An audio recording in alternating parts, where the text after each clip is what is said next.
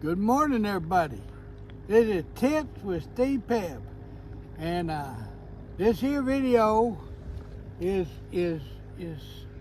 a different video. It's on something that might help you if you fish in a big lake that's got creeks and rivers and stuff in the lake underwater. And if you got a depth finder, a fish finder, you can find them rivers, you can find them creeks, you can find them channels. That's what I should have said, channels. A channel. This lake here, this is where I fish most of the time. 75-80% of the time I fish this lake. And it's 5,500 acres. And it's got some nice fish in it. And I do a lot of jug lining. And I got a problem when I make a jug. I write down how deep these jugs are. This is like 10 foot. This 10-foot jug. Now I am not. No, it's 8 foot. 8-foot jug. It's an 8-foot jug. 8 foot deep. Now, I have different size jugs. If I'm fishing where it's 10 foot, I'll put 11-foot jug. If I'm fishing 7 foot deep or 6 foot or 5 foot or 4 foot, I'll put an 8-foot jug or a 6-foot jug. You know, I make it a little bit longer than the water I'm fishing in.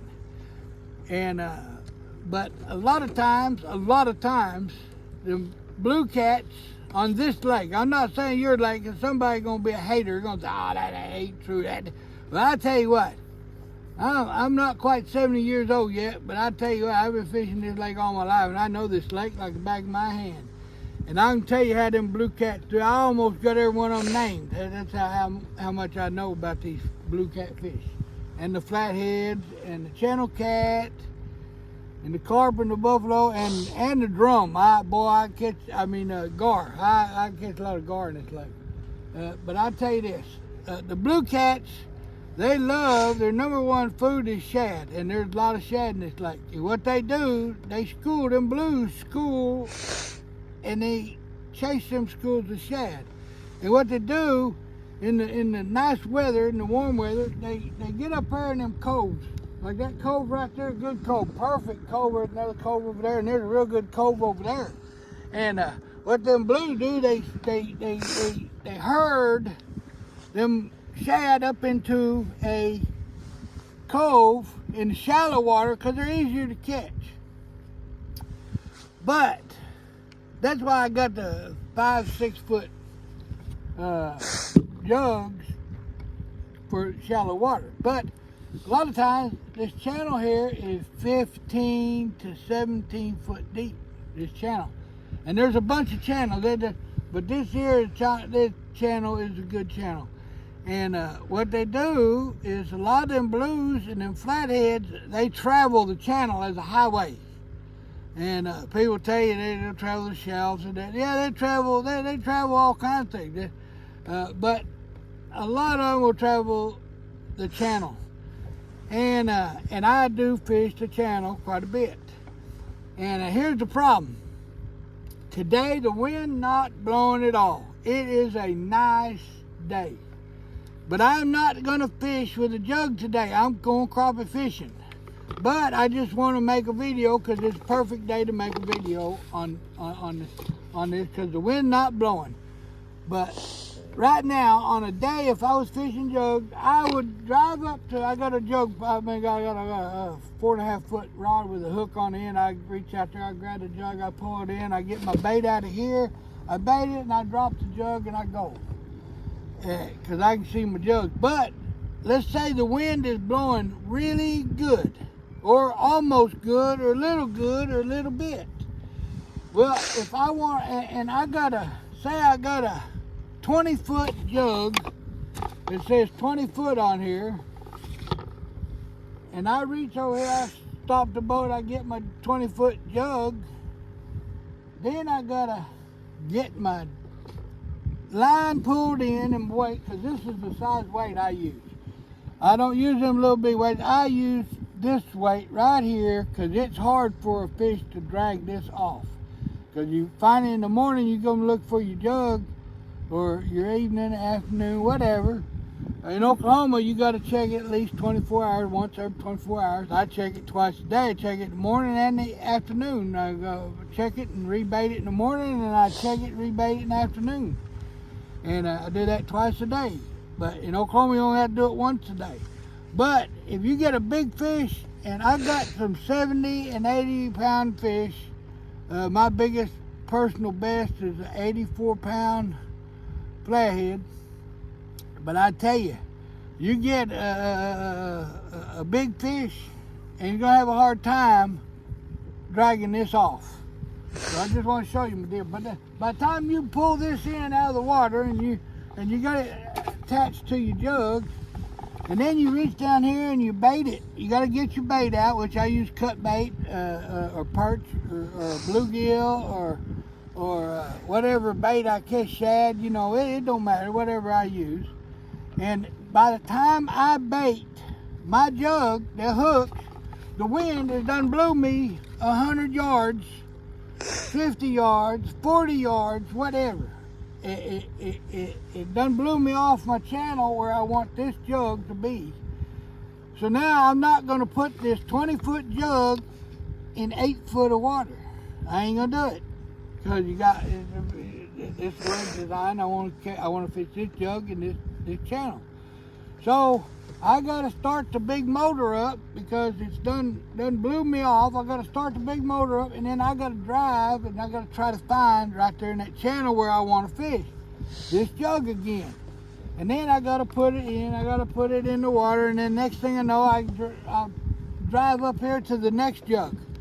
I got to do it all again. I'd say it's 14-foot water. I got 17-foot jug line, and by the time I get this jug pulled in and the weight in, because you got to pull the weight in, and then I always got fish every day. I got fish every day, and by the time I get the fish in them blues, I got to have my pliers, my needle nose pliers, right here. I have to have these to get the hooks out because I use them circle hooks, and you can't get them. And I got a magnet right here. I just stick everything to this magnet. It holds it right there. But by the time I get the fish off, and then I got a bait. Normally, I don't have. You can have 5 hooks on a jug line here in Oklahoma. You can have 20 jugs with 5 hooks. I have no jugs with 5 hooks. I have no jugs with 4 hooks. I have a bunch of jugs with 2 hooks and 1 hook, and some with 3 hooks. And the reason I don't want to have to tangle up 5 hooks, 4 hooks, and on a long line, so 2, 3 hooks all I need. I still catch more fish than I can eat. I give fish away to old people in town. So here I'm going to my point again. And you do this, if you got 20 jugs and you do this all day in the wind, it's going to take you 3 hours or more to bait all your jugs, check your jugs, get your fish. So what I did now, I figured out what is good. On a day like today, I'll just pull up. I'll pull, because the wind ain't going to blow me nowhere. And I'll bait my hook, I'll bait my jug. I'm not going to throw it out. You got to have your name and your fishing license number on your jug. I ain't got nothing on here because I'm not fishing with this jug. I just got a demonstration.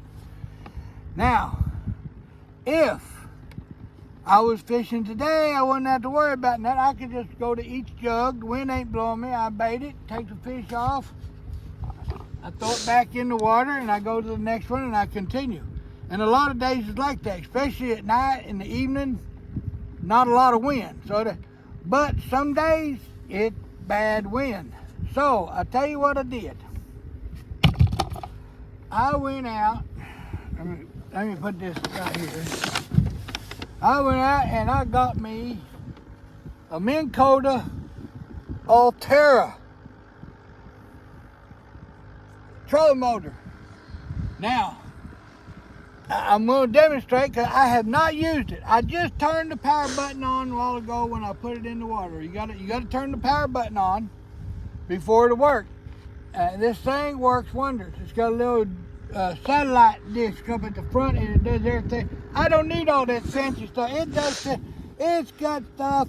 I mean, it almost will fish for you. It's that good. This thing got everything.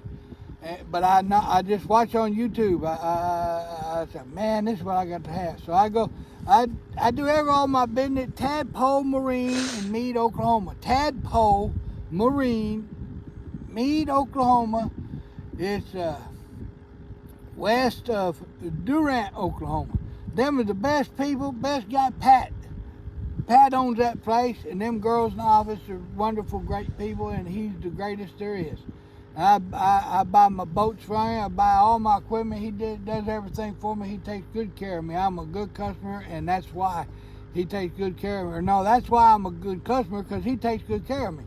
So I told him, this is what I want. And I said, I want a Garmin fish finder and live scope. And he said, no, you don't want that. You want what I got up at Lowrance Active Target 2. I said, why? He told me why. I said, oh my goodness.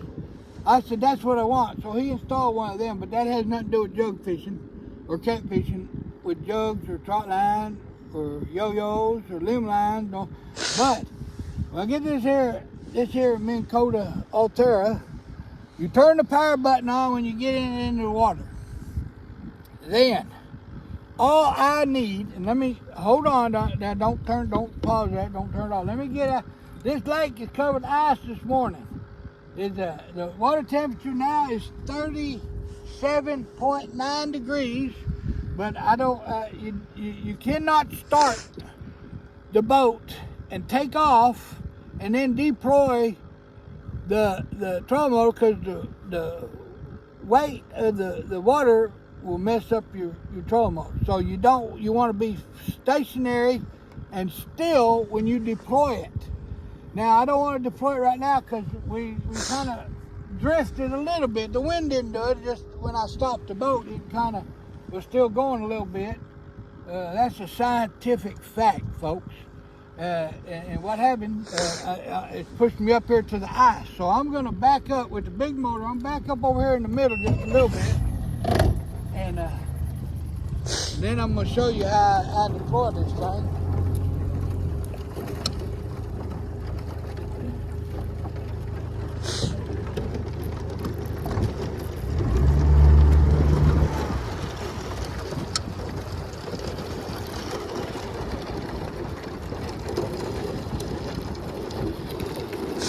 All right, I'm going to go. I broke the ice. I drove around a big circle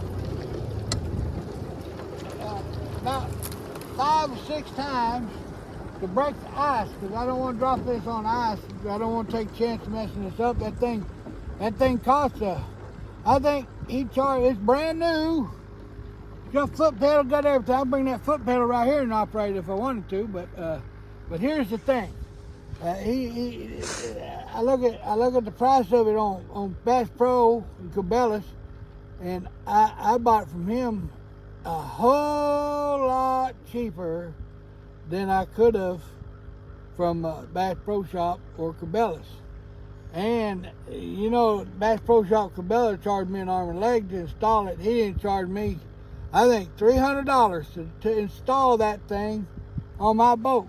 And I mean, that wires and hooking it up and the only bad thing about Tadpole Marine, they won't wash your boat for you. They won't wash your boat for you.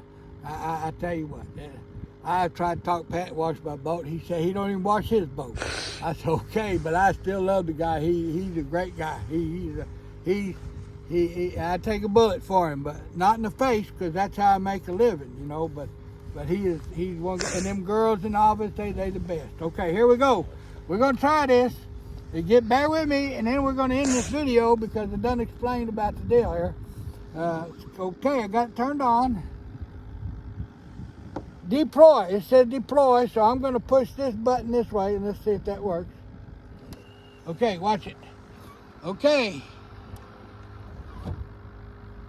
Okay, now I'm gonna go down. I'm gonna push this down. This new. Trim up. No, I don't want to trim up. Trim down. Okay. We're gonna trim down.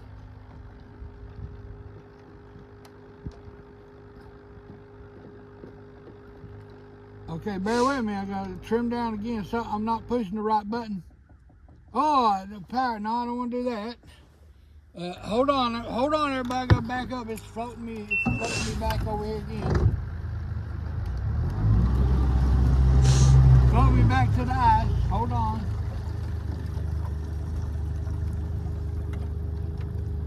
We're almost done, folks. Okay. Now I gotta figure this out. Oh, we just running.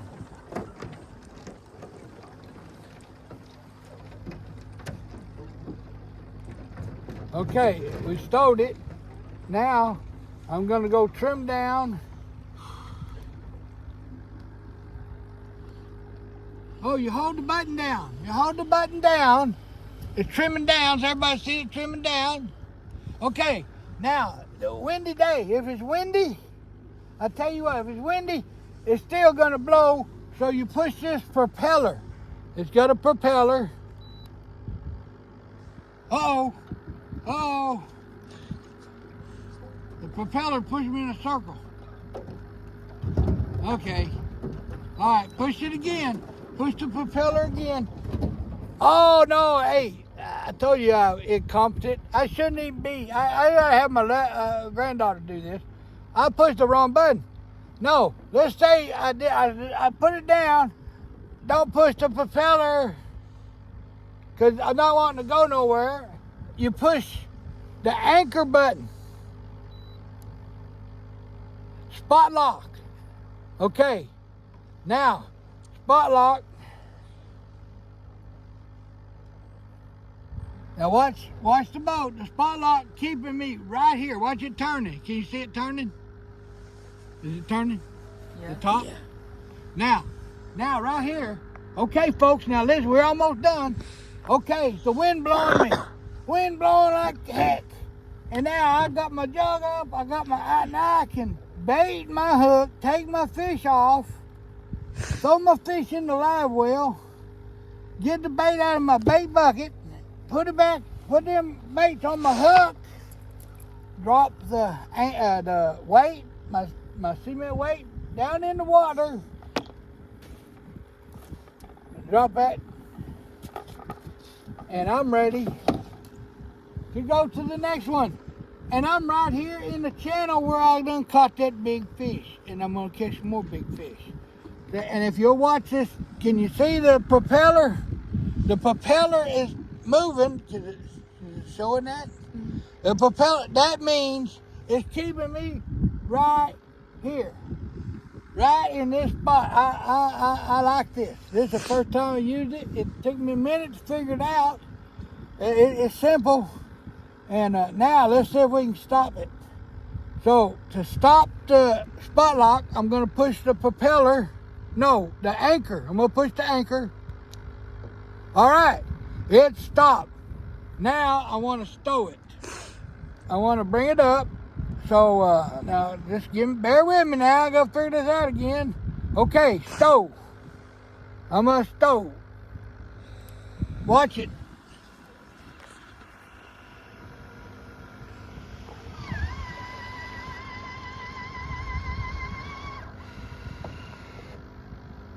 Hey, okay, folks. Now, I gotta turn this off. Now, let me turn this off real quick. I gotta figure out how to turn this off.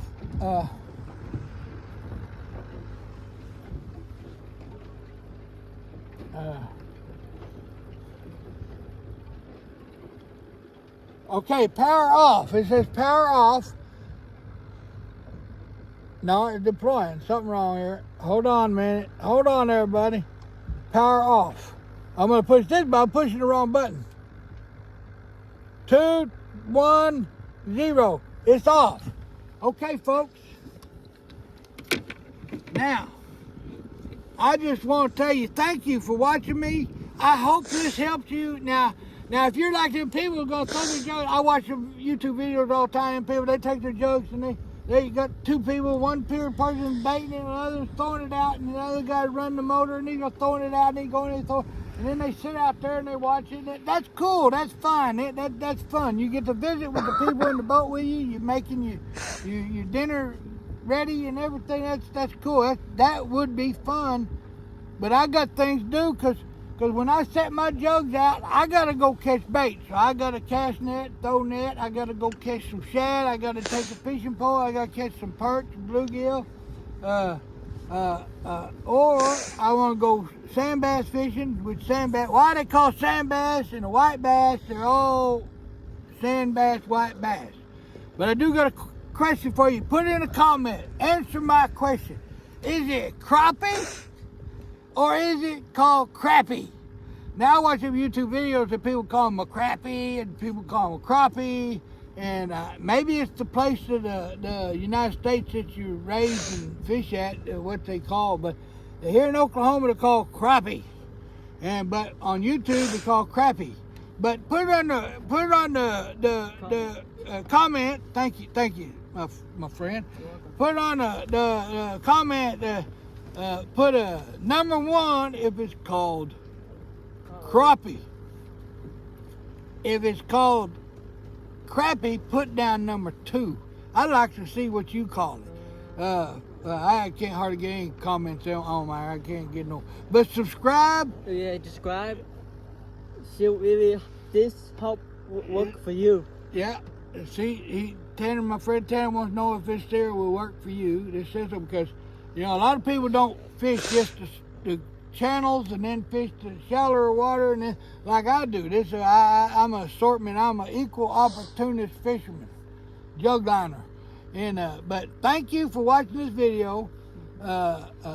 Give me thumbs up if you want. If you don't want, if it's too cold for me, give it thumbs up. If you don't like it because I'm cold or some other note, think of a reason to give me a thumbs up. And thank you. And God bless you people. Go fish it. Go catch you some fish. It's good for you. It's healthy. It's fun. And it's fun. And take a kid with you. Take a kid. I got 2 kids with me. And take it. And God bless you people. And I am out of here. Goodbye.